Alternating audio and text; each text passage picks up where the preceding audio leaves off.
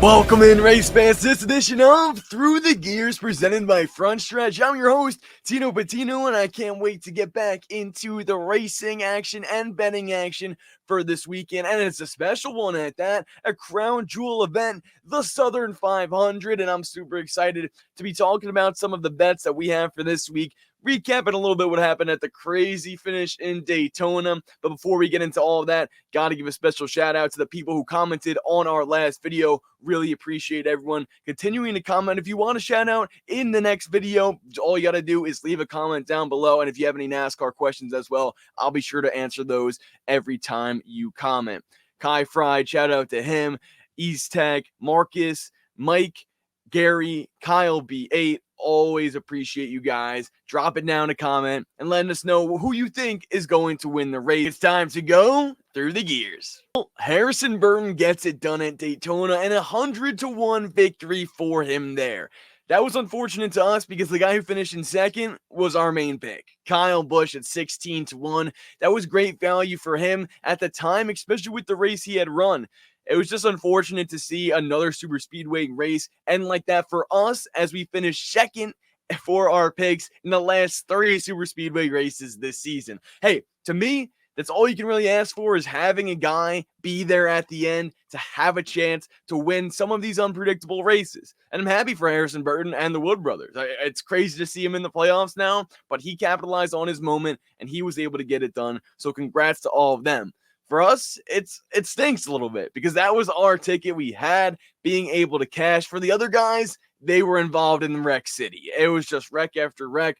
Late there in the going. Some great racing, I will say. Some great racing. I really enjoyed watching that race, but that was just the facts of the matter. We just got involved in too many wrecks with only one guy to bail us out in Kyle Busch, and ultimately we weren't able to get it done. Now, I think the other thing, too, I want to just note quickly with this Daytona recap, because it doesn't have to be that long, is just the fact that when you're trying to predict trends and gather data from these super speedway races, it seemed like everything was working in our favor. It seemed like we were able to point in a certain direction to who was going to be fast and what cars were going to make it out at the end. And unfortunately, this was one of the ones that was unpredictable. And I think that's one of the things that, in moving forward, we have 2 super speedway races left. So we can sort of take that and use it to our advantage now, knowing, okay, the big wrecks are going to happen, but when are they going to happen? Who can sort of put us in position? Like I said, it is still unpredictable, but I'm going to still always try to do my best to form a narrative, see who I can find, make a play that can make us some money there. Now for the Darlington prep. This is where things get interesting because it's such a unique track.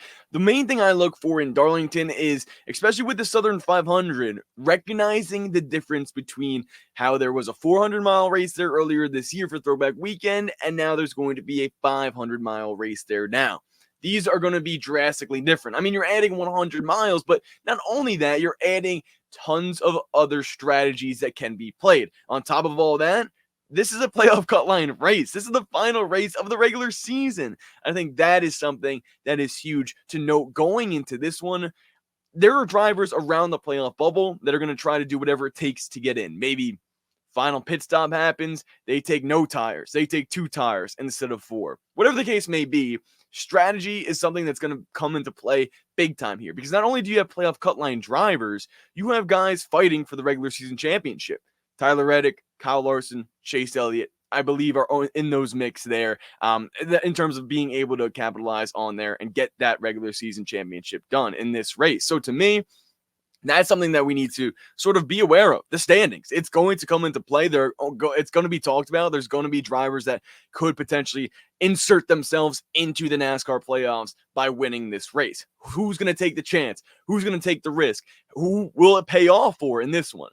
Another thing I look at is just past Darlington races, and specifically the one from last year here, because it's going to be in the same racing conditions, and it's also, like I said, another 500-mile race. Now, what's important to note about that, Kyle Larson. That was a Kyle Larson, Denny Hamlin show. Chris Buescher did finish in third as well. So I think that's important to note, is even when these guys are running, stage 1, stage 2 up front, it's really about the long run. It's really about the tire fall off and managing your car the best to be there at the end and capitalize on, like I said, the strategy or a good pit stop that may happen. For instance, Christopher Bell in this race last year started on the pole, led a bunch of laps, and then had issues in pit road, which set him back. I think he's going to be a player to look out for in this one. But when you think about the guys in pit road, that's also going to be a key factor. We cannot have any issues there because track position is also very key here. It's not that it's hard to pass in terms of the next gen car at this track specifically from what I've seen, but it's just hard to pass at this track in general. It's hard to race at this track. This is a veterans racetrack. This is a track that is too tough to tame. So we're going to tame it just like that this weekend. We're going to win it. We are going to do our best we can to find the picks who will be able to earn their Darlington stripe and get to victory lane in this one. Another thing that's important to note as we get into the odds breakdown about Darlington itself is there's no real tracks that are comparable to it. It's a very unique track, as we've seen with some other tracks so far this season. But one thing that I keep in mind for me is the fact that you have to run the high line. You have to be able to pass cars on the high side. If you're not able to do that, sure, there'll be two grooves, but if you're not able to do that and execute that, and you don't feel confident in a driver to rip the high line and rip the wall in this race, they're probably not going to be able to consistently move forward in the field. What other race is like that? Well, to me, I kind of think of Kansas. I think of the drivers that were fast there, two completely different tracks, but you have to run the high line there in order to get the most speed to have some of the best corners. Now, it's not all the time where you have to do that, but we saw it utilized by Kyle Larson and Chris Buescher and Denny Hamlin, Martin Truex Jr. at Kansas in that race, and it really benefited them as well. Hey, same thing with Michigan. Like I said, totally different track. Horsepower is completely different there, and drivers can run it more wide open, and it's not as technical as this track will be either. But I look at those drivers that if they're able to run the high line there, they may have a chance to do the same thing here. And I feel like if you weren't even seeing that from the drivers that may have not been comfortable with running that line or not as good as others and getting close to the wall, like Kyle Larson getting no speed off corner exit, Christopher Bell, Tyler Reddick, like we said, they're just not going to be able to perform at this track at a high level like the other drivers are. That's what it takes to be great here, getting the most speed out of the car in every single corner. And that's why we see passes on the high line. That's why we see drivers ripping the fence in this one. And so who's the king of that? That's Kyle Larson right now. He's plus 650. And some of these best odds that I'm seeing right now on the Action Network are all from FanDuel. So FanDuel is going to be where we find our money and find our value in this one. FanDuel is providing it with us in here because Kyle Larson opened at plus 550. He's plus 475 on BetMGM. On FanDuel, plus 650. So keep that in mind. That's where we can find the value in this one for the odds breakdown. Now, Denny Hamlin's next up, Tyler Reddick again, and then that's really our big three in this one. Those are the favorites. Kyle Larson plus 650, Denny Hamlin plus 700, and Tyler Reddick at plus 750. To me, I think it's going to be Denny Hamlin. If I had to choose out of the favorites, Kyle Larson won this race last year, yes. Tyler Reddick going for the regular season championship, sure. But Denny Hamlin, he's due for a victory. And at this track, he's been able to do it before in the past. Plus 700, decent value, but if I had to pick one of the favorites, it's going to be Hamlin in this one. Looking at drivers with more value, William Byron is first up at plus 1,200. He was able to win the Daytona 500 earlier this year, so could he get another crown jewel? Well, he was also able to win at Martinsville for our Hendrick Motorsports 40th anniversary win there. So he's big time Byron. He's able to get it done when it matters most. Not sure if their speed really showcases to me that they'll be in a position to win this race. To me, I'm honestly looking more towards the Toyotas and Fords in this one, but we'll considering what may be in this one with the rest of the odds and see who may stand out to us. Brad Keselowski plus 1,200 as he did win this race in the spring. Christopher Bell plus 1,400. I like those odds there for Bell. I feel like with him winning the pole here last year, he's been fast at this type of racetrack and he's able to rip the high line like we mentioned. He could be a driver to look out for. Martin Truex Jr. plus 1,200 there. That's where things get tricky because he hasn't been fast at this track in the next-gen car, but at the same time, he is great at this track. So what do we do here? How do we make a play with Truex? Well, to me, I got to take a step back. I got to take a step off because I've been pushing MTJ to win so many times this season. He just hasn't been able to get it done. Right now, for me, I just need them to go out and showcase that they even have the speed to do so. Michigan, it looked like they had a chance. Just ultimately blew it. Just didn't have the long run speed like Tyler Reddick did have there. So to me, decent odds for Truex plus 1,200, but it's not something that I'm willing to take. Well, if it was anything higher than that in the 14 to 16 range, I would consider it. Ty Gibbs plus 1,600, laying off of him. I think he might not even make the playoffs in this one. We'll see. He does have a good enough cushion there in 15th spot in the playoff picture, but And he's been running well all season, but the last 10 or so races, they've just been on a standard decline consistently, just not finishing where they've been running in terms of speed and everything like that. So to me, Ty Gibbs, I think he will make the playoffs, but I wouldn't be shocked if he didn't. I wouldn't be shocked if something happened to him and in this race. So to me, I think this one's going to be interesting to see if he can get it done in this one. Chris Buescher, this is the big one here. Chris Buescher plus 1,800 to win this race outright is huge value, I think, because he was the fastest car when we were there in May. It was him and Tyler Reddick, and Chris Buescher should have won that race. Tyler Reddick gets him into the wall. They both sort of end up finishing back half, 20th, 30th there, and ultimately didn't work out for Buescher there. But now I think he's looking for revenge and he's looking to make the NASCAR playoffs. The only thing I am a little curious about here is he does have a good enough cushion to potentially get in on points. Well, are they going to be racing for points? Buescher continuously says he's not thinking about points and does not want to race for points. He wants to just go out and race for the win. That's fine. I believe him. And that adds a little bit of confidence for me. And I like that value. And he might be on the card. Stay tuned. But to me, there's someone else that is going to win. There's someone else that is going to need to push the issue to win. If Buescher's just going out and trying to win the race, well, there are drivers around the playoff cut line that are looking at points and racing for points. So to me, I think they may take risks that Buescher may not want to take at the end of this race. But at the same time, he was fast here. Joey Logano, Ryan Blaney, both at plus 2,000. Decent odds for those two Penske guys. Joey Logano, I think that's better value for him rather than Blaney. Blaney did get into an accident earlier on in the spring, so maybe he'll have a good shot for a top 10 in this one. I don't see any of those guys winning. Now, Kyle Busch is a key one here, plus 3,000. I do like that value for Busch. I saw him at DraftKings for plus 1,100. That I was not willing to take. They only have one top 10 in this race for RCR and Kyle Busch throughout their time together. So plus 3,000, if you believe in Kyle Busch and think what they did last week and the kind of more speed RCR has been bringing to the racetrack since Richmond and with Austin Dillon, if you think that's a chance, I think he could get it done. Chase Elliott plus 2,000. That's the only Chevy driver I'm looking at in this one to win this race. It's great value, and Chase Elliott's been strong here as well. He also has a lot of speed coming from past weeks. He's been very consistent. Ross Chastain plus 2,300 there, and to me, Ross just hasn't had the speed to go out and win races. A lot of people are looking at him to win this one. I'm not buying it. I'm not being sold on Ross Chastain. Only one top 10 in the last 4 races at Darlington. You know which driver has 4 straight top 10 finishes here?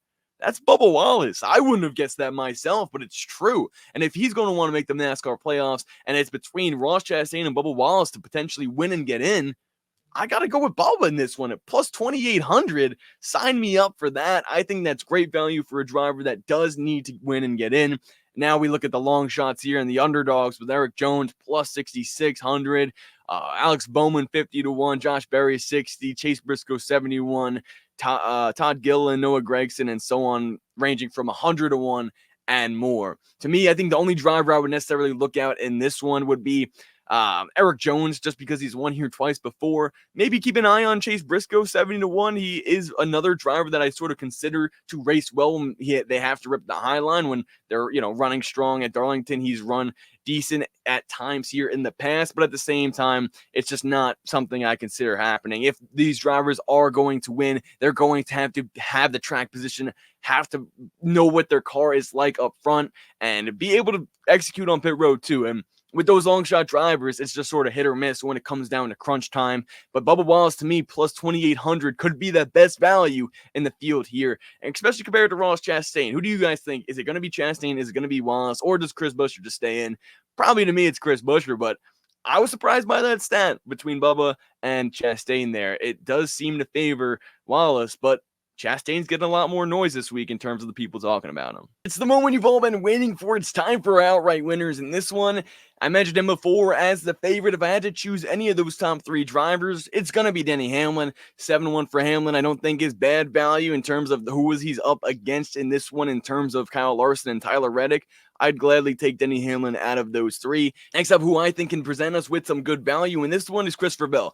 14-1 for Bell. I like those odds there, and he's always been able to get it done when it matters most. And we saw the Coke 600 too. He was able to have a long run speed car be there at the end. Now, like I said, completely different racetrack, not comparing the two, but I am comparing the way that team gets things done over the long course of a run and be able to make adjustments throughout the night. I think with the speed Christopher Bell showed at this track last year, yes, he needs to stay out of trouble on pit road. If he does so, he can have a strong finish and contend for the victory in this one. Next up for me, Chris Buescher. I've been saying Chris Buescher winning at Darlington since he lost this race here. And to me, it's a no-brainer when you see him at 18-1. Plus 1,800 for Buescher. He was the fastest car. I do understand the risk I'm taking here with other drivers now having to win this race and potentially being a risk for Buescher to get the win. Buescher is probably going to want to stay out of trouble there, but if he consistently has been saying he wants to stay out of the points racing picture and just wants to go out and race, to me, I think that's a good indication that maybe they don't, try to just stay safe in this one and they actually do go all out to try to get the victory. If they do so, he was the guy that should have won this race earlier on in the spring. You're adding 100 miles, yes, but to me, there's no indication that they're going to be slowing down at this racetrack. So plus 1,800 for Buescher, plus 1,400 for Bell, plus 700 for Hamlin. And this number is just one I can't refuse. Chase Elliott at plus 2,000 on FanDuel. I don't know why his line is so long. Maybe it's because he's qualified poorly here in the past. He's ran strong at this track, 4 top 10s in the last 7 races here, and he's in contention for the regular season championship, so I feel like he's going to go all out to potentially get that win. That could really help him in the playoffs with those 15 playoff points that you get. If you're doing a little sign searching here, well, Bill Elliott won at Darlington 30 years ago. So Chase Elliott, could he get that done? Value to me definitely leads me to believe that he's worth betting on in this one. To pick a playoff driver on the playoff bubble that could potentially be an underdog, be an upset winner in this one, and lock himself into the NASCAR playoffs, it's not going to be Kyle Busch. It's not going to be Ross Chastain. It's not going to be Eric Jones. It's going to be Bubba Wallace for me. Plus 2,800 is great value. He's had 4 straight top 10 finishes at this racetrack, so he's not just good in the spring, he's also good in the Southern 500. If the Toyotas continue to bring the speed that they have, and Bubba is as locked in as I think he is to make the NASCAR playoffs, or at least give them a chance to do so, it might be worth it to throw a little sprinkle on him for this win in this one. Firing off some prop bets for you here in this one. I like Christopher Bell for a top 5 at plus 155. Chris Buescher as well at plus 180. This also helps us if these drivers that we think are going to have on our outright winners card don't end up winning the race like Kyle Busch last week and finishing in second. It can help us sort of still maintain some value and still make some profit here in this one if they do not end up getting the win. So I like to balance out our card here with those prop bets, especially with the ones that we think are going to be fast. In this one, I like Chase Elliott for a top 5 plus 230.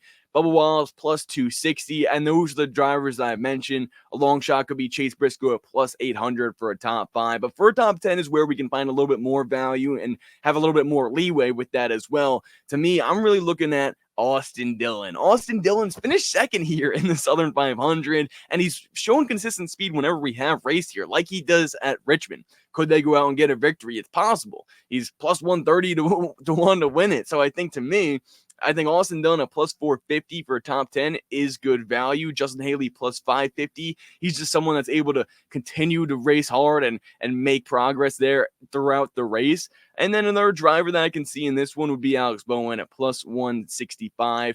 Hendrick Equipment.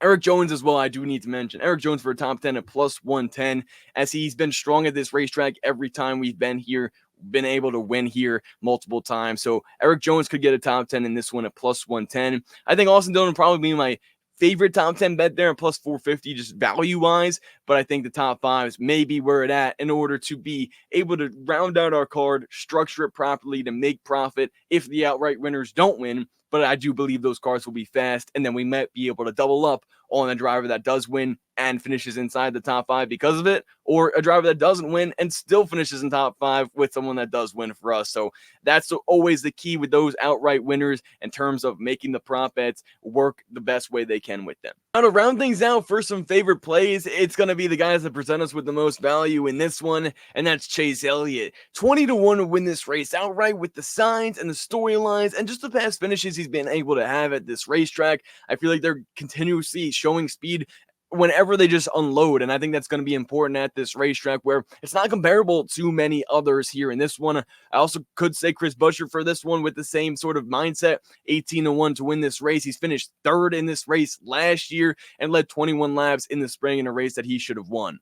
That'll do it for this edition of Through the Gears. Be sure to check out the Stock Car Scoop coming out after every Sunday's race. And be sure to let me know who you think is going to win the race in the comments down below. If you have any comments, questions, or concerns about this NASCAR betting weekend, be sure to let me know as well. Comment it down below. Be sure to get back to you before the start of Sunday's race. Be sure to follow me on social media as well at Tino, Pattigno. If there's any updates to the betting card, I would say before practice and qualifying would be the best time to get these bets in. We could see a lot of closing line value with Chase Elliott and Christopher Bell, even Kyle Busch as well, with the values that they're set at right now. So be sure to capitalize there. That's when I'll be doing my betting action as well. And you can follow me on social media, like I mentioned, for more updates and more content throughout this race weekend. I'll see you guys next time as we go through the gears.